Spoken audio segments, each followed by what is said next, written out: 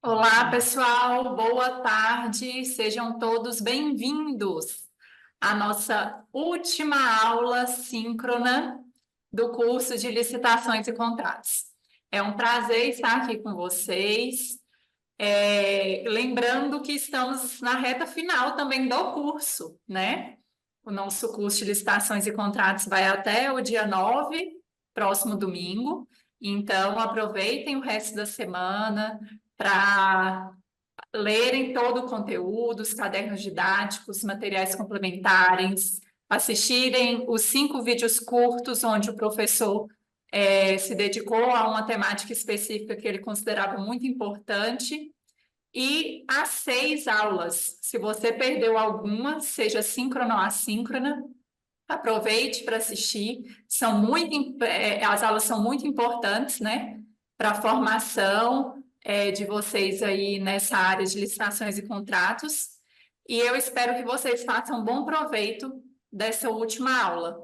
Qualquer dúvida que tenham, podem colocar no fórum. Não esqueça de colocar o nome de vocês, desculpa, no fórum, não, no chat.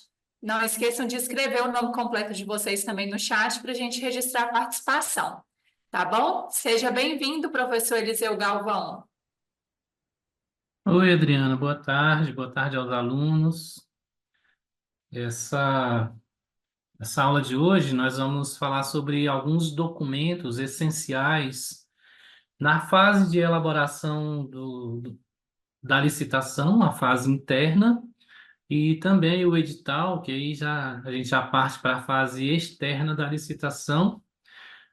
E antes de eu começar a entrar nesse assunto de forma direta, só relembrando, né, que a gente já viu aqui nas nossas aulas assuntos ligados, né, à legislação, às legislações anteriores. Lá na primeira aula, falamos sobre decretos e leis que compõem o histórico de licitações no país. Depois nós falamos sobre as modalidades de licitação. Não se pode esquecer que na Lei 14.133 são 5, né, que é o pregão, a concorrência, o concurso, o leilão e o diálogo competitivo. Falamos sobre cada um desses. Depois nós falamos sobre os procedimentos auxiliares, né, e também falamos, né, numa das nossas aulas assíncronas sobre as licitações eletrônicas, né? Sobre o princípio da virtualização do procedimento licitatório. Nessa aula de hoje, nós vamos falar sobre os documentos necessários para que dê prosseguimento, se faça, né? Se conclua uma licitação, uma aquisição pública. Então, o objetivo da nossa aula é fazer com que vocês obtenham compreensão dos documentos utilizados na fase interna do procedimento licitatório, principalmente. E, ao final, espera-se que vocês possam entender a finalidade e a usualidade desses documentos, compreender as partes obrigatórias de cada documento e saber como elaborar os documentos também. Eu trouxe alguns exemplos de documentos, alguns modelos que eu pretendo mostrar para vocês ao final da nossa aula, dentro do nosso tempo, obviamente, né?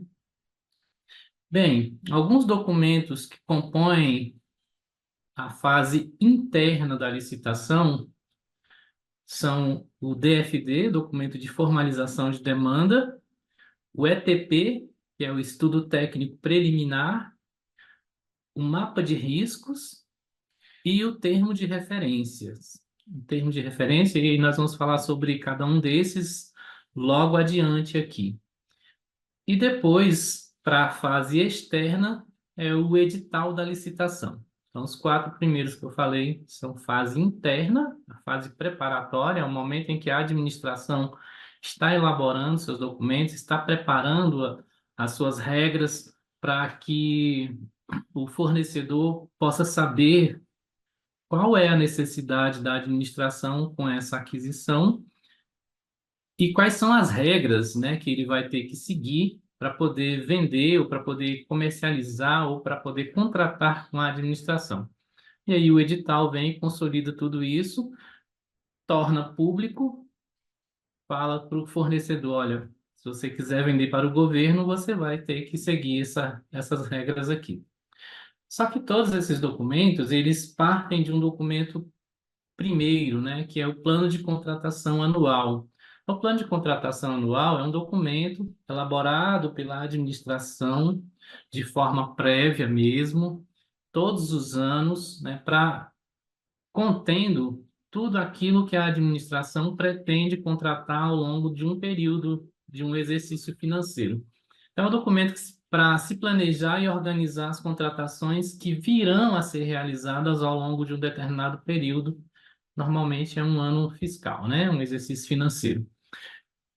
Esse plano de contratação anual, também é mais usualmente conhecido como PCA, vai abranger os seguintes pontos: o planejamento estratégico, né? Planejamento de toda a administração, como é que ela vai funcionar, o que é que vai ser necessário adquirir, quais serviços serão contratados para que a administração possa funcionar de forma a atender o interesse público, né? O planejamento estratégico, então, ele vai dar essa visão de forma geral para todos os órgãos que compõem a entidade pública, né? Se for um município, todas as secretarias, né? E assim sucessivamente. Ele tem a transparência e previsibilidade. A ideia aqui é prever, né?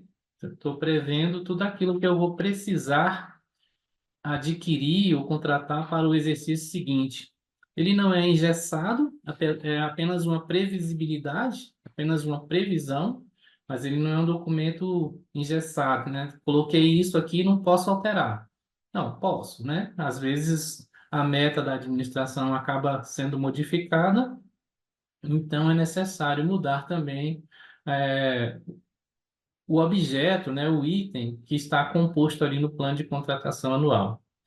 Visa a economia de recursos, né? Porque quando você planeja, você inclusive sabe de onde que vai poder retirar os recursos, quais serão as fontes dos recursos, né? Gestão de riscos e uma conformidade legal. Precisa estar de acordo com a legislação, né? E a legislação aplicável é sempre a Lei 14.133, de 2021, que fala desse instrumento exatamente ali no artigo 12, inciso 7º. Só que, embora ele contenha, né, ele contemple todas as prováveis e futuras contratações da administração, e seja um instrumento muito importante, a elaboração dele não é obrigatória, né? Não existe assim um dever da administração de elaborar este documento, né? Deve-se elaborar porque isso vai facilitar o trâmite dos processos administrativos de contratação futuras. Todavia, ele não é obrigatório, tá?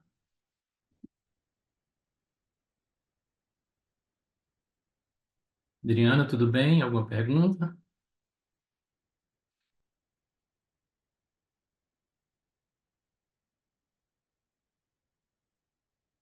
Adriana, tá aí?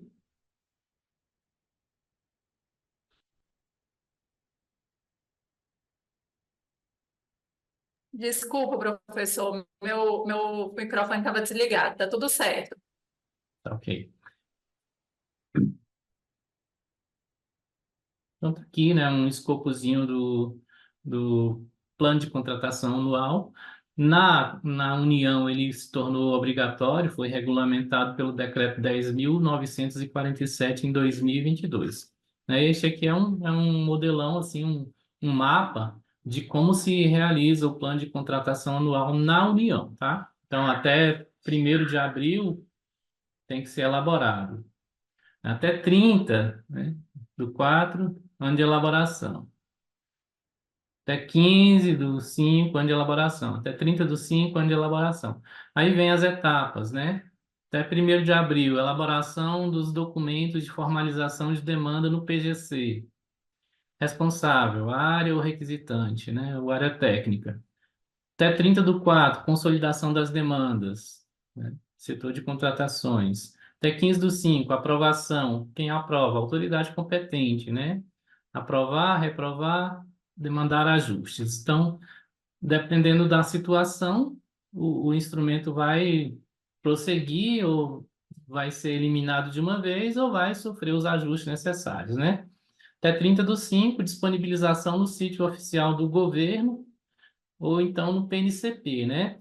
A regra manda, sim, já que você vai elaborar, que isso seja disponibilizado no PNCP, né? Que é o Portal Nacional de Contratações Públicas, e nós vimos que todos os documentos, todos os itens, né, que a administração elabora necessita aparecer lá no PNCP, tá? Revisão e alteração do PCA, tá vendo? Ele não é engessado, ele pode ser. E aí que na União, de 15/9 a 15/11, né, a adequação à proposta orçamentária, até 15 dias após a aprovação da LUA, adequação do orçamento aprovado durante o ano de execução do PCA, o ano seguinte, né, normalmente, mediante justificativa aprovada pela autoridade competente. Essas informações estão nesse link aqui do blog Zenit. Então, vejam, apesar dele não ser obrigatório, é muito interessante que se faça esse plano de contratação anual. No governo federal, que é a esfera de vocês, ele vai ser obrigatório, tá? Regulamentado pelo decreto 10.947. Ok. Feito o plano de contratação anual, e aí nós vamos passar para para a nossa fase de compras, né? O primeiro documento que vai aparecer no processo, no geral, é o documento de formalização de demanda, né? A menos que outra estrutura tenha sido criada dentro da sua administração. Mas, em geral, as contratações começam com esse DFD. Ele é o documento para registrar e formalizar a necessidade de contratação de bens, serviços ou obras por parte do órgão público. Na sua elaboração, ele inicia o processo administrativo de contratação e serve como base para a elaboração do ETP e também do termo de referências. Então, o gestor do órgão, né, a divisão ou a parte lá do ente administrativo que quer fazer determinada aquisição, vai elaborar o DFD e encaminhar para o seu setor, né, competente, ali, o setor técnico, que seja o setor de compras, para ele poder elaborar esses outros documentos, né? E aqui ele vai dar informações gerais, como identificação da necessidade, então, o gestor previu, pensou em determinada coisa, necessita, né, comprar, vamos supor, aquisição de materiais de escritório, né? Identificou a necessidade, faz a justificativa e fundamenta essa justificativa. A fundamentação é com base na lei. Por que que ela é necessária? Porque pode se tratar de uma dispensa em razão de valor ou até mesmo devido à questão do volume do objeto, um pregão, né, ou uma concorrência pública, enfim. E aí vai fazer a fundamentação e informar, né? Essa aquisição vai ser por concorrência, vai ser por pregão, vai informar qual tipo de objeto é, se é um material permanente, se é um material de uso corrente, se é serviço de natureza continuada, enfim, tudo isso vai estar ali devidamente fundamentado. Faz-se uma análise da viabilidade, depois apresenta as quantidades a serem contratadas, né, de forma prévia, e, por fim, define os custos, né? Esse documento aqui, então, ele é o inicial, ele é o começo da nossa licitação, né? Ele é o primeiro que é elaborado pela entidade para que depois se façam os demais documentos, tá? No final, eu vou mostrar um exemplo de DFD para vocês. Ele é um documento mais simples, menos robusto, e ele é bem resumido mesmo. Certo. Fizemos o DFD, encaminha-se para a parte técnica para elaborar o estudo técnico preliminar. O estudo técnico preliminar, aí sim, já é um documento mais robusto, que contém mais informações, né, que contém mais decisões a respeito da futura contratação. é o documento constitutivo da primeira etapa do planejamento de contratação, que caracteriza o interesse público envolvido e a sua melhor solução e dá base ao anteprojeto, ao termo de referência ou ao projeto básico a serem elaborados, caso se conclua pela viabilidade da contratação. Quem disse isso foi o Tribunal de Contas do Estado de São Paulo, né?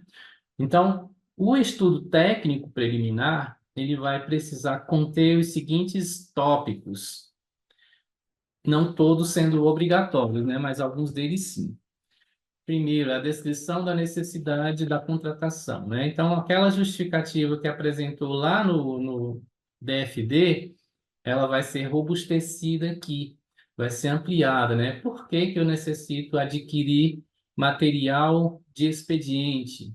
Né? Eu explico isso, justifico, sempre é interessante que aqui eu copiei exatamente da legislação os 13 pontos, mas essa descrição da necessidade, ela tem sempre que estar voltada para o atendimento ao interesse público.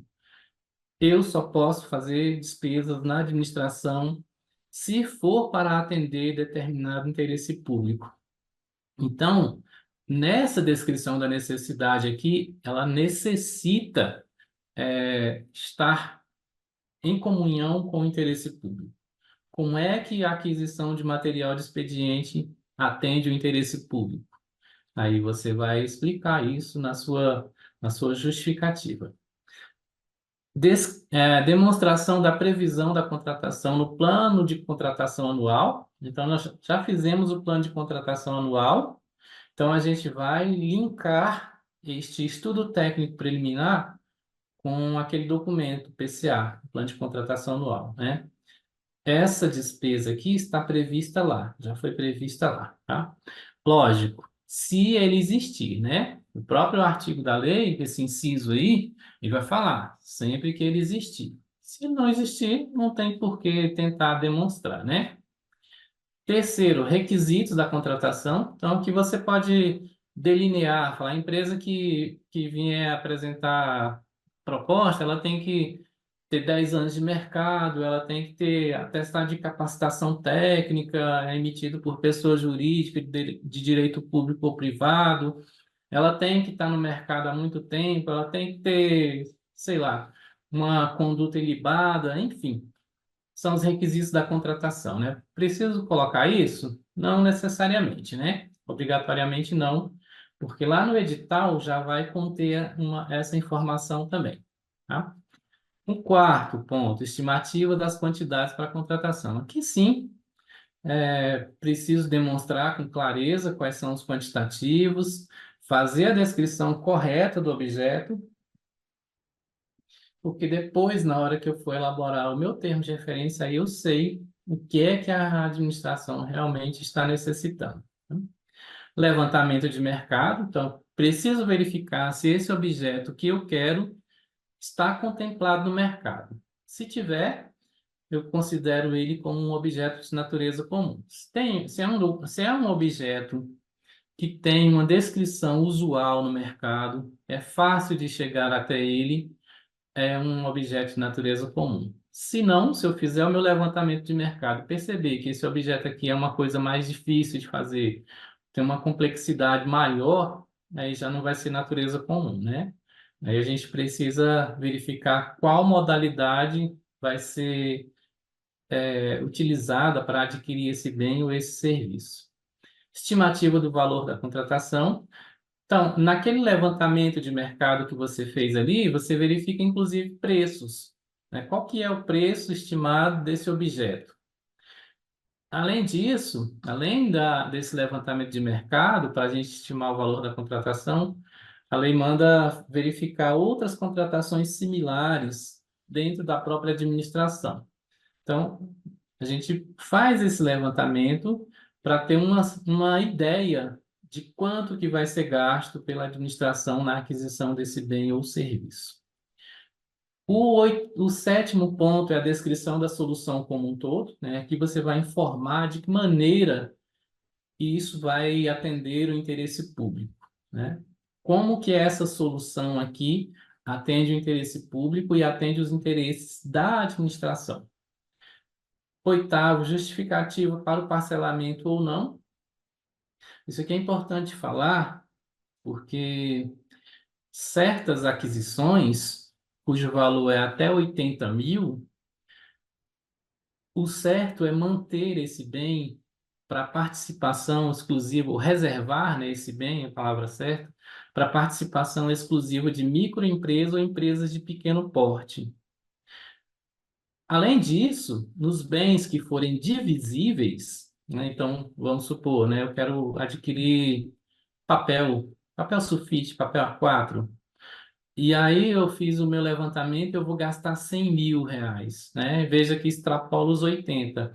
Se passa de 80, eu não posso reservar exclusivo para participação de microempresa, empresa de pequeno porte. Só que a lei me manda reservar uma cota até 25% para que as empresas de pequeno e médio porte possam participar de forma exclusiva. E o restante, os outros 75%, eu deixo para participação geral. E é aqui nessa justificativa para o parcelamento ou não que eu vou dizer se esse parcelamento é viável ou é interessante para a administração ou não. Porque a lei ela não, ela fala que tem que reservar sempre que possível. Só que às vezes essa medida não se aplica. Essa medida, na verdade, está na Lei Complementar 123 de 2006, nos artigos 43 a 48. E aí, se não for vantajoso para a administração reservar uma parcela desse item para participação exclusiva da MEPP, eu tenho que demonstrar, tenho que justificar, tá bom? Então, essa justificativa para o parcelamento ou não é necessário apresentar aqui no estudo técnico preliminar. Posso fazer um tópico com um demonstrativo dos resultados pretendidos, né? O que que eu espero com essa contratação? No tópico 10, né, providências a serem adotadas previamente à elaboração do contrato. Então, antes de elaborar o contrato, a administração precisa fazer alguma coisa ou não? O fornecedor vai precisar fazer alguma coisa ou não? Eu informo isso, né, no meu estudo técnico preliminar. O 11º ponto aqui são contratações correlatas ou interdependentes, né? Essas contratações, elas foram feitas pela própria administração.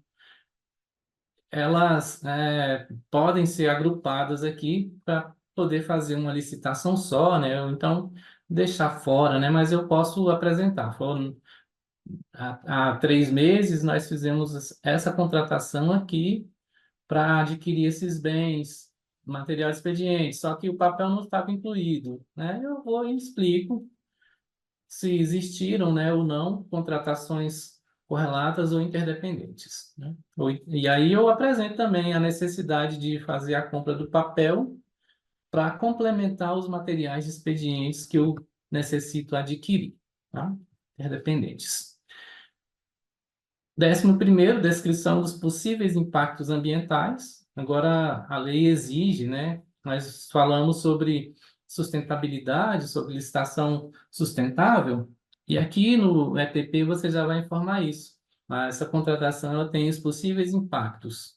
Aí você elenca lá os possíveis impactos, e inclusive em situações que possam mitigar esses impactos na sua contratação, né? Verificar formas de mitigar, ok? E, por fim, um posicionamento conclusivo, né? Esse posicionamento ele é da parte técnica. A parte técnica vai dizer se a contratação é viável ou não. Se for viável, ele devolve o processo para o gestor para dar prosseguimento, né? Se não for viável, ele vai fazer o parecer dizendo que não aprova, que não é interessante essa aquisição ou esse serviço, e explicar os motivos dele também devolve o processo para a conclusão, ok? Então, esse é o estudo técnico preliminar, é a base dele, né?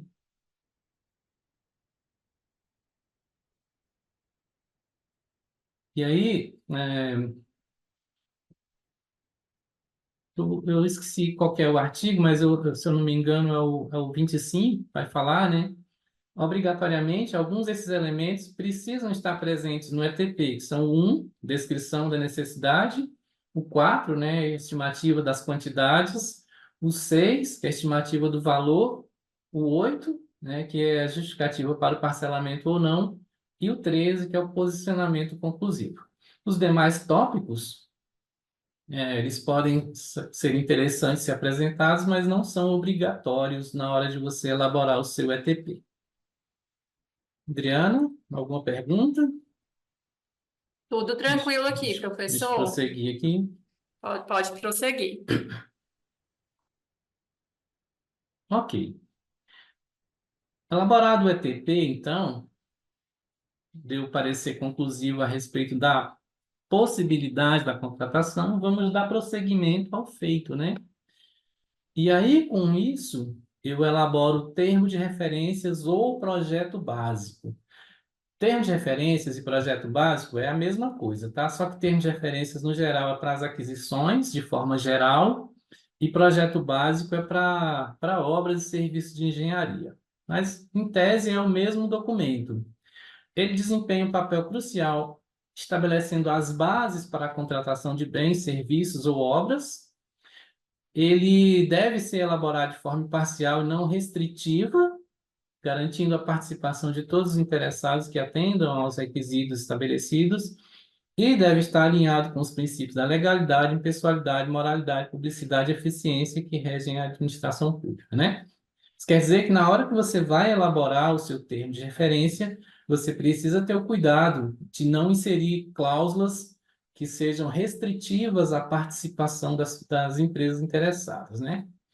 Assim sendo, o termo de referência ele vai ter os seguintes tópicos, né? O objeto da licitação, em tese, é aquele mesmo que já foi apresentado lá no DFD, pois o DFD ele serviu de base para a elaboração do estudo técnico preliminar e agora ele serve de base para a elaboração do termo de referências. Então, vem o objeto da licitação, justificativa da contratação, e aí ressalto mais uma vez, né? Essa justificativa ela sempre tem que pensar no interesse público. Toda aquisição, todo serviço que a administração for fazer é pensando em atender o interesse público, tá? Então, quando você for elaborar a sua justificativa no seu termo de referências, pense em como é que aquilo atende o interesse público. Sempre isso, tá? Agora vem a parte que é interessante assim para os fornecedores. Ó, por exemplo, aqui você vai colocar critérios de aceitabilidade. Como é que a empresa precisa apresentar o produto? Que tipo de objetivo eu espero com a aquisição desse bem, né? Que tipo de descrição de produtos eu quero? Então, eu informo tudo. Quanto mais detalhado isso aqui for, melhor para a sua aquisição, né? A gente tem o costume de dizer que a administração pública ela compra muito, mas compra produtos de má qualidade. O problema está na hora de descrever os produtos, né? Que às vezes a gente acaba cometendo a falha de não descrever bem o produto que a gente quer. E aí sim você acaba comprando produto barato, porém ruim, tá? Então, critérios de aceitabilidade do produto. Como está no edital, como isso daqui vai fazer parte do edital, acaba sendo vinculante, né? O critério de aceitabilidade ele tem que ser atendido por todos os fornecedores e tem que ser observado pela administração também. Inclusive, isso daqui pode até gerar recurso administrativo, né? Faz pouco tempo eu fiz uma licitação para aquisição de balança. E aí tinha lá no edital a descrição da balança e tudo mais, veio no termo de referência da secretaria. Quando eu fiz a licitação, um fornecedor falou, ó, a balança do licitante que venceu não condiz com a descrição do edital. E aí ele entrou com recurso, né? Solicitei para a secretaria verifica o recurso, verifica se o produto apresentado atende ou não. Ainda não me responderam, né? Estou aguardando. Então, assim, o critério de aceitabilidade do objeto é muito importante, porque isso vincula as partes, né? Então, se o fulano que está participando apresentou um produto que não condiz com aquela descrição que eu coloquei no edital, eu vou desclassificar aquela proposta e procurar uma que atenda até que realmente ela venha até mim, né? Essa daqui atende, é com este fornecedor que eu vou contratar. Os prazos, né? Os prazos são os prazos de entrega, não os prazos de publicação do edital. A forma de pagamento, é importante a gente dizer para o fornecedor, "Pô, eu vou te pagar em 30 dias, 15 dias, 20 dias, enfim.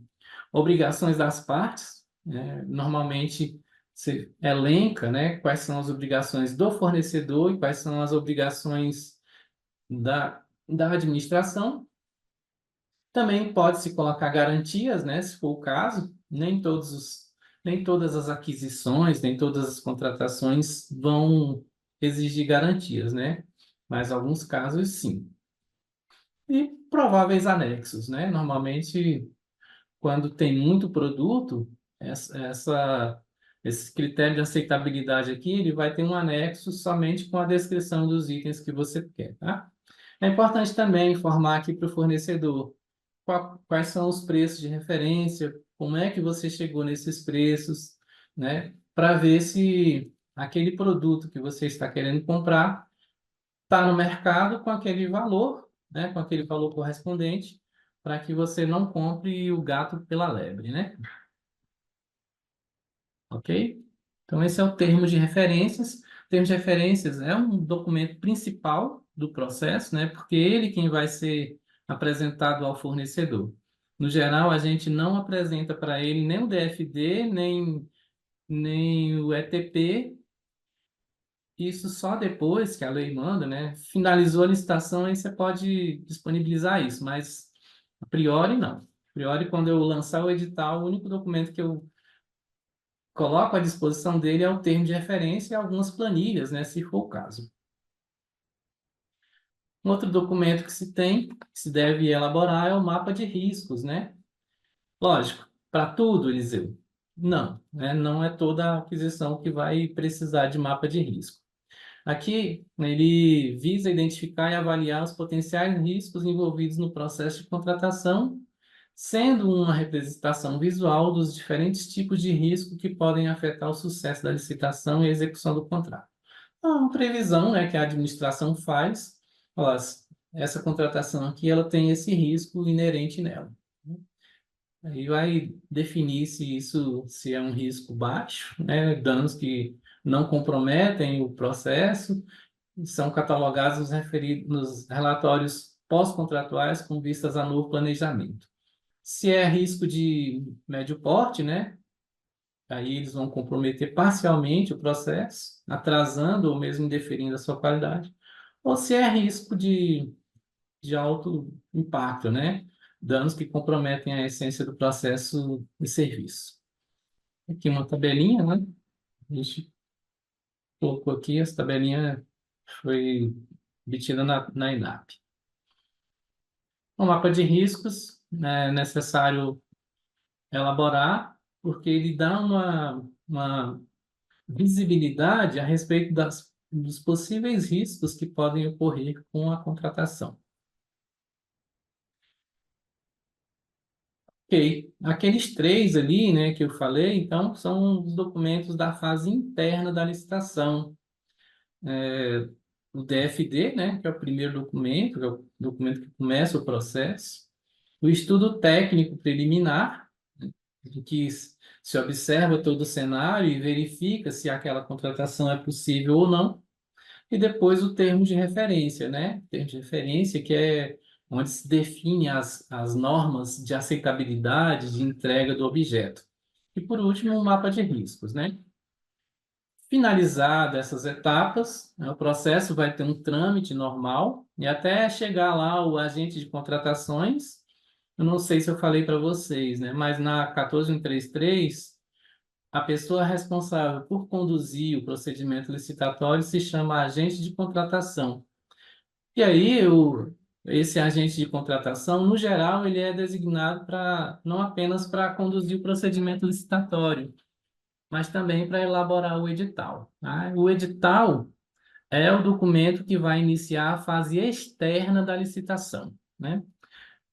Então, as informações que nós temos, né? Documento essencial nos processos licitatórios porque reúne as regras, condições, critérios e procedimentos que são seguidos pelos interessados em participar do certame e pela administração.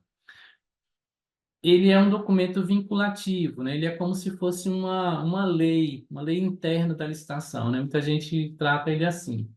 É a lei interna da licitação. Então, é o edital que vai apresentar todas as regras, ali mais adiante nós vamos falar delas, para que as empresas possam apresentar suas propostas. A fase externa da licitação começa exatamente com a divulgação do edital pela administração, né? Nós vamos ver aqui adiante também os prazos para que esse edital seja divulgado. A divulgação deve ser principalmente no Portal Nacional de Compras Públicas. Na verdade, é o Portal Nacional de Contratações Públicas, tá? Aqui está compras, mas está errado o termo. No Diário Oficial da União, do Estado, do município ou do Distrito Federal, quando for o caso, né? Bem como em jornal de grande circulação, será complementada, se a administração desejar, com a publicação em sítio eletrônico oficial. Está lá no artigo 54, parágrafos 1º e 2º da 14133. Então, vejam, ele vai ser publicado no PNCP, Portal Nacional de Contratações Públicas, e no Diário Oficial da União ou outro diário, né, em um jornal de grande circulação. No governo anterior, do Bolsonaro, tentou-se fazer com que essas publicações, principalmente a em jornal de grande circulação, parasse, né? Só que houve um lobby muito grande por parte dos jornais, né, das empresas e tal. Então, não parou, continua lá na lei, continua sendo obrigado a publicar em jornal de grande circulação. Os prazos de divulgação devem considerar o objeto da licitação e a forma de julgamento. Eu vou falar disso mais adiante. E o edital, ele pode ser de licitação ou de chamamento, né? Aí tem esse quadro aqui, dessa autora, Salama. O edital ele pode ser de licitação ou de chamamento. Contudo, são instrumentos similares, né? Havendo apenas questões relativas a cada um dos institutos. É importante ressaltar que o chamamento não é uma licitação, ele é um tipo de inexigibilidade, né? Nós falamos isso nos procedimentos auxiliares, né? E aí ele apresenta as normas para você também apresentar a documentação, a forma de escolha do fornecedor, né? Tudo isso vai aparecer lá. Em cada caso, o edital previrá as condições de participação, os prazos, as exigências de habilitação, as obrigações, de forma que o documento básico que orienta as relações entre a administração pública e os demais envolvidos é o edital de licitação, né? Então, não há diferença entre o edital de licitação e o edital de chamamento, embora o chamamento seja uma inexigibilidade. Bem, de acordo com a lei, o edital ele vai ter as seguintes regras, né? Lógico, além do objeto da licitação, né? O objeto tem que estar específico lá, o objeto é uma definição sucinta, né? Por exemplo, eu estava falando que a gente vai adquirir material de expediente, né? Então, qual seria o objeto? Se for um registro de preço, eventual e futura aquisição de materiais e expedientes para atender demandas da administração. Se for uma compra mesmo, né, sem registro, no pregão comum, aquisição de material de expedientes. Isso é o objeto, né? Descrição sucinta dele. Só que a descrição detalhada do objeto aí vai aparecer lá no termo de referências, tá bom? Aí o edital ele vai prever as seguintes regras relativas à convocação. Convocação em si é o próprio edital, né? Tanto é que na lei anterior ele era chamado de ato convocatório. O edital é o documento que convoca as empresas a participarem do certame, a participarem da licitação, a venderem para o governo. Além disso, ele vai ter normas sobre julgamento. O julgamento, né? É a forma como a proposta vai ser julgada. Então, você apresentou a sua proposta para participar do certame, e aí lá no edital vai falar assim, ó, o julgamento vai ser por menor preço. Então, todos os produtos que eu for comprar, eu vou pensar no menor preço, né? O julgamento vai ser por maior percentual de desconto. Então, eu apresento uma tabela oficial e falo, Em cima dessa tabela, quem oferecer o maior desconto vai ser o contratado, tá bom? Esse é o julgamento. As penalidades da licitação, né, a forma de fazer com que o fornecedor seja sancionado no caso de inadimplementos, nós já vimos isso em outra aula. Os recursos administrativos, né? Então, assim, diante de determinadas situações, diante de determinadas ações, que pode ser ou do agente de contratação ou de outro fornecedor, pode haver recursos administrativos, né? Então, as normas da apresentação desse recurso administrativo tem que ficar clara no edital. Como é que eu vou recepcionar o recurso administrativo? A empresa vai poder me enviar por e-mail? A empresa vai precisar comparecer presencialmente ao órgão para apresentar o recurso? Ou ela pode inserir dentro do próprio sistema de licitação que eu uso, né? O mais habitual hoje é que os recursos administrativos sejam admitidos dentro do próprio portal que se utiliza, né? Se entrega a peça de recurso ali mesmo. E aí conta-se o prazo, né? No geral, o prazo é de 3 dias. 3 dias para apresentação de recursos, 3 dias para apresentação de contrarrazões, né? Essa é a norma da lei. Pode ser maior? Pode, né? Mas não tem necessidade. Normas de habilitação, né? A habilitação é a apresentação de documentos, documentos fiscais, documentos trabalhistas e sociais, documentação técnica. Então, a empresa, para poder participar da minha licitação, ela tem que comprovar que ela já atendeu outros órgãos da administração através de um atestado, né? Esse atestado ele é emitido por pessoa jurídica que pode ser pública ou privada, né? Então, ele apresenta o atestado e fala, esse mesmo serviço aqui que vocês querem, eu já fiz para outros órgãos administrativos. Aí comprova a habilitação dela, né? A habilitação, ela é, primeiro, né, a jurídica, você apresenta o seu contrato social. No contrato social vai ter lá o objeto da licitação, aliás, o objeto social. E aí, quando você for fazer a análise dessa documentação, você verifica o objeto da empresa, o objeto social da empresa, condiz com o objeto da licitação? Se sim, ela vai poder participar. Se não, ela não vai poder participar, né? Imagina que eu quero adquirir material de expediente, mas a empresa é empresa de venda de carnes. Então, não tem compatibilidade de objeto, né? Então, ela não pode participar. Tá bom? Então, essas regras, elas precisam ficar claras no edital da licitação, né? Inclusive os impedimentos de participação. Outro ponto que a lei fala é sobre a fiscalização e gestão do contrato, né? Nós vamos falar de fiscalização e gestão do contrato nas aulas seguintes, mas de antemão é necessário prever dentro do edital já normas sobre fiscalização e gestão contratual. A entrega do objeto, né? A entrega do objeto, ela vai aparecer lá no termo de referência. Só que o termo de referência, ele precisa vir vinculado ao edital para que o fornecedor possa observar. Então, esse documento, termo de referência, ele acaba virando um anexo do edital, se não for transcrito na sua íntegra. Você tem que disponibilizar para o fornecedor poder entender. Então, as normas de entrega do objeto, no geral, vão aparecer no termo de referência, bem como as condições de pagamentos, né, que nós já falamos ali atrás. Necessário informar para o fornecedor quais são as condições de pagamento para ele não ir participar da licitação assim no escuro, né? Ok? Então, aqui nós estamos apresentando os documentos essenciais, né, de uma licitação.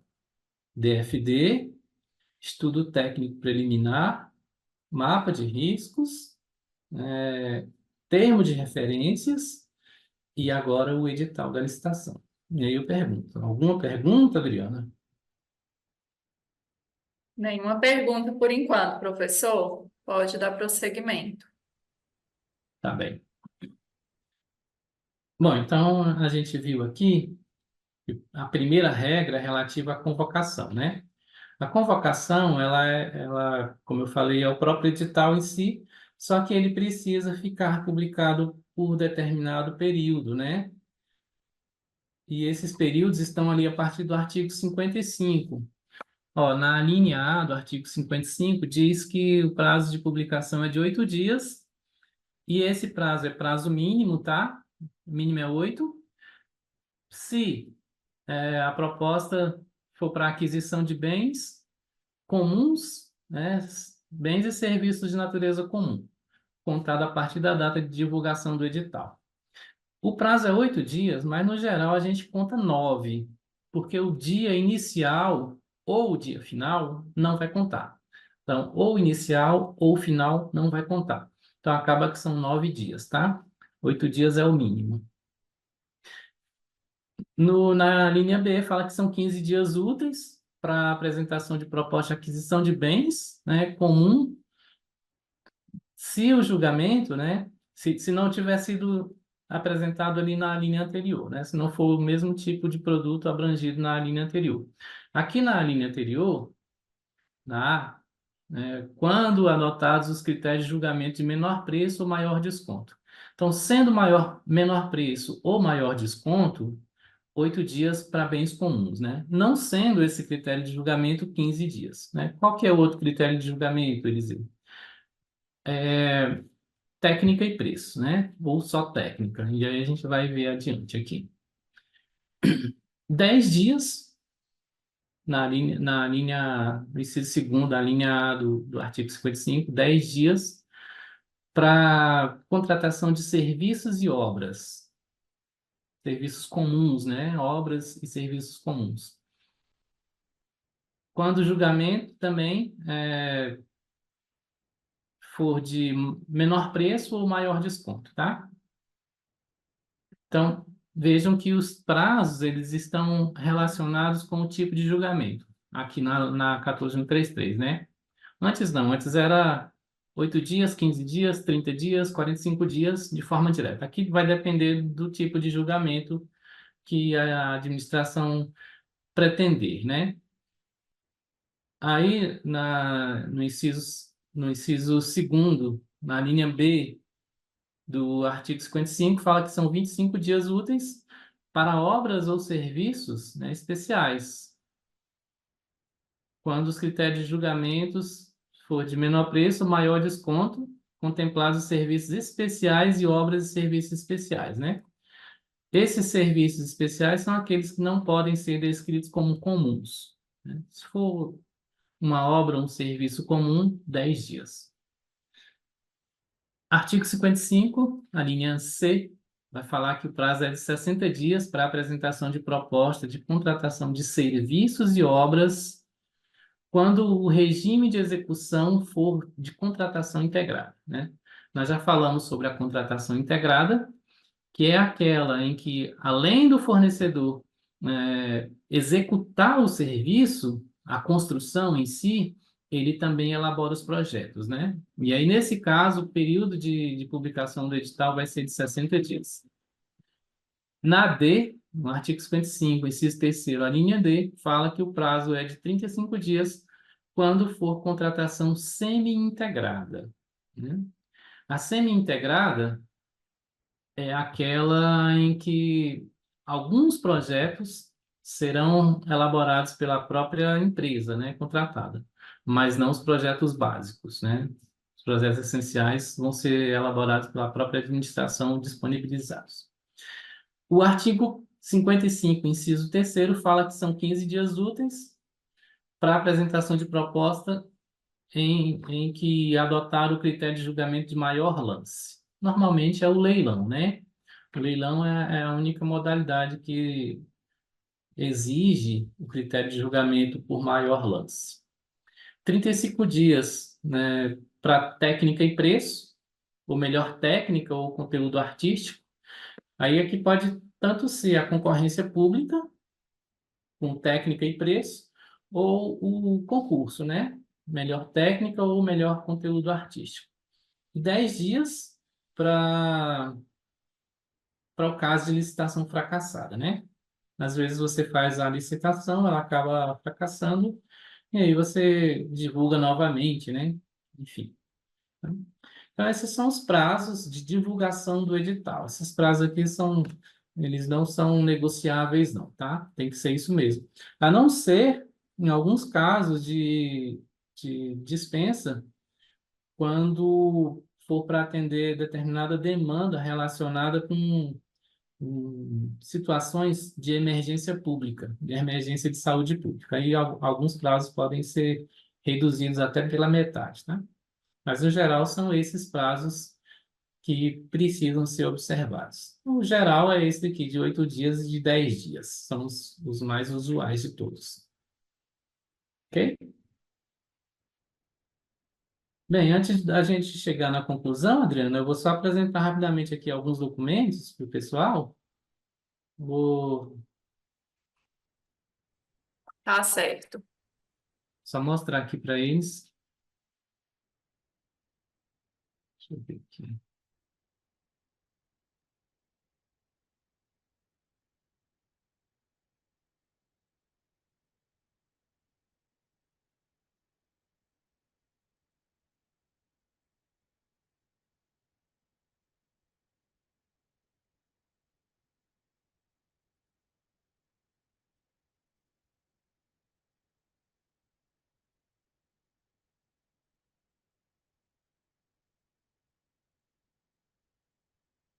Esse primeiro aqui é o DFD, tá? Deixa eu ver aqui, ó. Então, ele é bem simples, né? Ele vai ter aqui a introdução, a identificação do demandante, né? O órgão que está demandando, justificativa da necessidade da contratação, por que que eu estou contratando, né? Preciso desse bem para quê? Descrição sucinta do objeto, alinhamento do plano com o plano anual de contratação, se ele existir, estimativa preliminar do valor da contratação, previsão para a conclusão da contratação, né? É interessante informar prioridade dessa demanda, né? Existem outros processos relacionados ou não, alinhamento estratégico, enfim, né? Os objetivos esperados, identificação e ciência da demandante, identificação e ciência do integrante técnico, né? A pessoa que elaborou, e aí encaminhamento para conclusão, né? Então, esse aqui é um modelão, depois eu vou disponibilizar, né? Esse aqui é do TRT da Bahia. Deixa eu pegar outro aqui, Adriano, rapidão.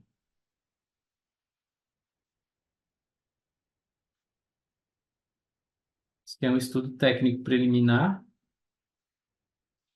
Olha como ele é bem completo, né? Então, ele vai ter aqui todas aquelas informações que a gente pôs, uma introduçãozinha básica, descrição da necessidade da contratação, demonstração da previsão, requisitos da contratação. Veja que nesse daqui ele pôs, né? Embora não seja obrigatório, estimativa das quantidades, né? Então, aqui ele vai apresentar as quantidades, a descrição dos bens, levantamento de mercado, né? As informações necessárias, estimativa do valor, né? Que está informando, ó, tá vendo? Todos os locais onde ele fez a pesquisa de preço, né? Contratação direta com o fornecedor, banco de preços, contratos de outros órgãos da administração. Descrição da solução como um todo, né? Que ele está colocando os motivos de porquê, justificativa para o parcelamento ou não, né? Eu já falei. Demonstrativo dos resultados pretendidos, providências a serem adotadas, contratações correlatas, né? Ele está dizendo aqui que não houve nada nesse sentido. Possíveis impactos ambientais, né? Veja que aqui tem bastante coisa. E posicionamento conclusivo, né? Que ele chega dizendo que sim, que pode fazer porque a necessidade apontada é clara e adequada, né? E adequadamente justificada. E por último, vou apresentar aqui um... Não, por último não, vou apresentar aqui um mapa de risco, rapidamente, nosso tempo está esgotando, eu sei. Mas vamos lá, só para vocês verem aqui como é que é a figura desse rapaz. Então, tá aqui, né? Esse aqui é do TCU, introduçãozinha básica, você vai. E aqui, ó, esse aqui é o mapa de risco. Você aponta, né? Quais são as possibilidades desses riscos acontecerem e qual que é o grau de cada um deles, tá? Ok? E, por último, eu vou apresentar aqui o termo de referência, né? Eu não vou mostrar no edital, não, porque o edital é muito grande, e aí também vai depender de cada órgão, né, elaborar o seu. Em termos de referência, como eu falei, ele começa com o objeto da licitação e a descrição dos produtos, né? Você está vendo que aqui tem atadura, tipo elástico, material, não sei o quê, tecido. E aí ele fala, né? A unidade de medida, a quantidade que ele quer, o valor unitário desse bem e o valor total. É importante que quanto mais detalhada for essa descrição aqui, mais fácil será para você adquirir o produto que você realmente deseja, tá? Então, aqui ele tem todos esse grupo de itens, né? Ele apresenta aqui, ó, bastante grande, são 39 itens, que ele está falando sobre a fundamentação da descrição da necessidade, de acordo com a lei, requisitos da contratação, né? Modelo de execução contratual, obrigações da contratante, obrigações da contratada, como que vai selecionar esse fornecedor, né? Normalmente é por pregão ou por dispensa, nesse daqui é o caso de dispensa, né? De licitação, contratação em razão do valor.